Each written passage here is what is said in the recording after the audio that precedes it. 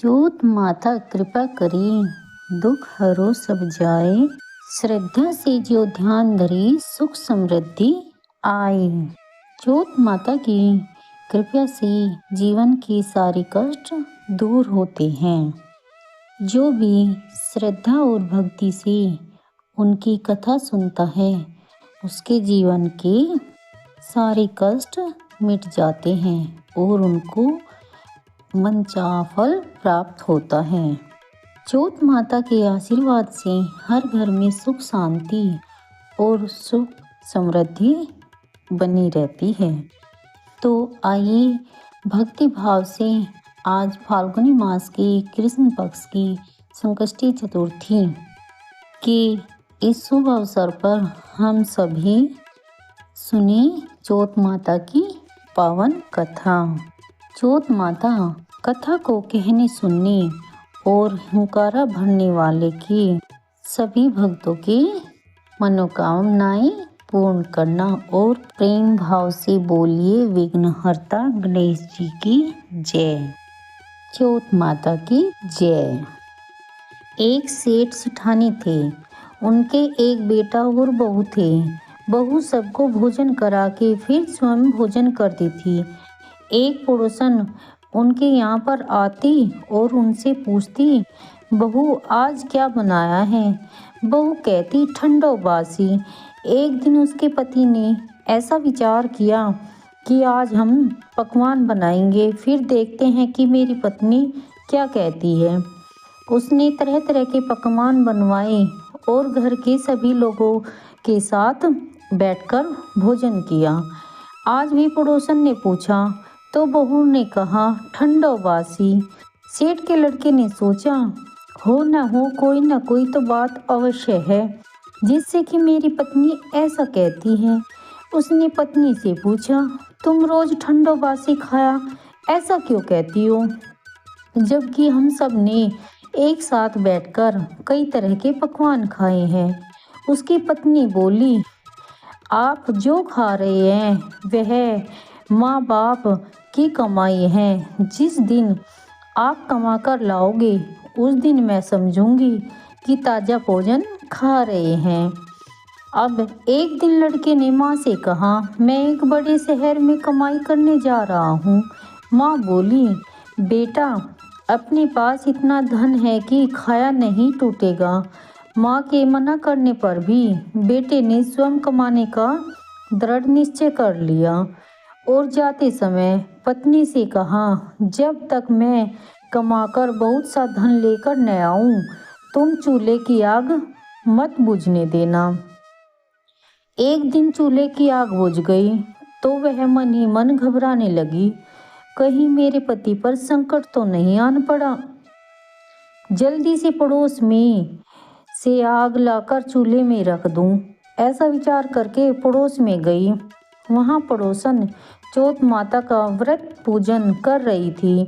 पड़ोसन ने कहा, थोड़ी देर में आकर ले जाना। बहू ने पड़ोसन से पूछा, आप ये व्रत क्यों करती हैं? इससे क्या मिलता है? पड़ोसन ने कहा, चोट माता के इस व्रत को करने से अन्न लक्ष्मी मिले और अपनी मनोकामना पूर्ण होती है। अब बहू भी चोट माता का व्रत करने लगी। दीवार पर चोट माता बनाई। उस दिन घी गुड़ का चूरमा बनाकर रात्रि को चंद्रमा को अर्घ्य देकर भोजन करती। ऐसा करते करते बहुत दिन हो गए।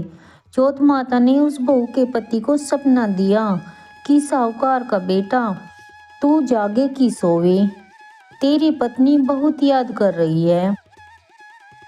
घर जाकर उसकी चिंता मिटा तो दुकान खोलकर कंकु केसर का पगलिया बना के बैठ जाना। आज तेरा हिसाब किताब चुकता हो जाएगा। अब तो चोट माता ने जैसा कहा था वैसा ही हुआ। उसने घर जाने की तैयारी की और गाड़ी भर के धन दौलत लेकर चल दिया। रास्ते में एक बड़ा सा काला नाग फन फैलाए बैठा और कहने लगा, आज तो मैं तुझे डसूंगा, छोड़ूंगा नहीं। आज तेरी आयु पूरी हो गई है। सेठ ने लड़के से कहा, आज चौथ माता ने मुझे सपना दिया तो मैं पत्नी से मिलने जा रहा हूँ। वहाँ मेरी पत्नी बहुत चिंता कर रही है। मैं उससे मिलकर जरूर आऊँगा। तब तुम मुझे डस लेना। नाग ने कहा, तुम शपथ पूर्वक कहकर जाओ तो मैं तुम्हें जाने दूंगा, परंतु लौट कर नहीं आए तो तुम्हारे घर आकर मैं तुम्हें डस लूँगा। इस प्रकार सांप को वचन देकर वह अपने घर पहुंचा। वहां सभी से हंसी खुशी से मिला और भोजन करने के बाद उदास होकर बैठ गया। उसकी पत्नी ने उदास होने का कारण पूछा तो पति ने काले नागन वाली बात बताते हुए कहा, यदि मैं उसके पास न जाऊंगा तो वह घर आकर ही मुझे डस लेगा। पत्नी बहुत चतुर थी। उसने कहा कि आप घबराओ मत, लेट जाओ, मैं एक उपाय करती हूँ। पत्नी ने कमरे की 7 पेड़ी धोई। पहली पेड़ी पर रेत, दूसरी पर इत्र, तीसरी पर गुलाल फूल और चौथी पर कंकु केसर, 5वीं पर लड्डू पेड़ा, 6ठी पर गादी गलीचा और 7वीं पेड़ी पर दूध का कटोरा भरकर रख दिया। इस प्रकार वह 7 ही पेड़ी सजाकर बैठ गई। आधी रात होते ही नाग आकर पेड़ी चढ़ने लगा। पहली पेड़ी पर रेत में लौट गया। कहने लगा कि सेठ की बहू ने आराम तो बहुत दिया, पर वचनों से बंध कर आया हूँ, सो डसूंगा वैसे ही। इसी प्रकार 7 पेड़ियों पर नाग आराम करता हुआ कहता हुआ डसूंगा जरूर कमरे में जाने ही वाला था कि चौथ माता ने विचार किया कि मैं इसे नहीं बचाऊंगी तो संसार में धर्म कर्म और व्रत पूजन को कौन मानेगा। अब तो गणेश जी, चंद्रमा जी, चौथ माता ने उसे बचाने का विचार किया। चंद्रमा ने उजाला किया, चौथ माता ढाल बनी और गणेश जी ने तलवार लेकर नाग को मार दिया और ढाल से ढक दिया। अब वो भी थकी हारी सो गई। दिन हुआ तो लोग बेटे से मिलने आए, परंतु बेटा बहू तो उठे ही नहीं थे। बहुत देर हो गई तो माँ उन्हें उठाने गई। माँ ने 7 पैड़ियों पर जो कुछ देखा तो बहुत घबराई और बेटा बहू को आवाज लगाई। बेटा बहू उठे तो देखा कि एक ढाल तलवार वहां पड़ी है।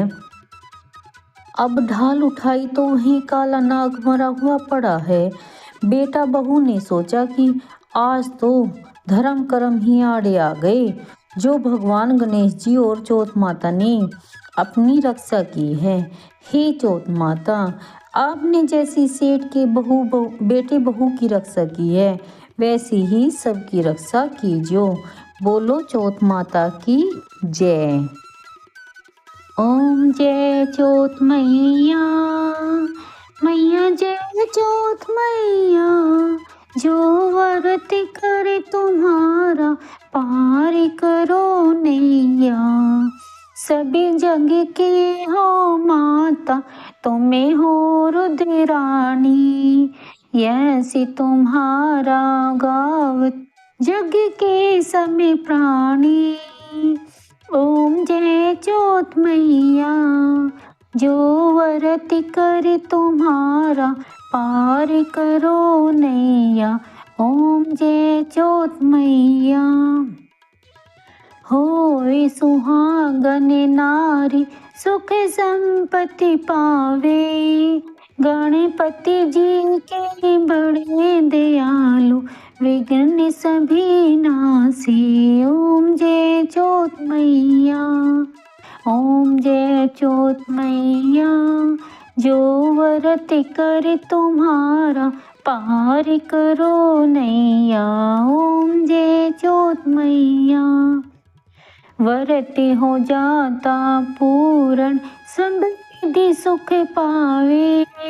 ओम जय चौथ मैया, ओम जय जोत मैया, बोलो जय माता दी।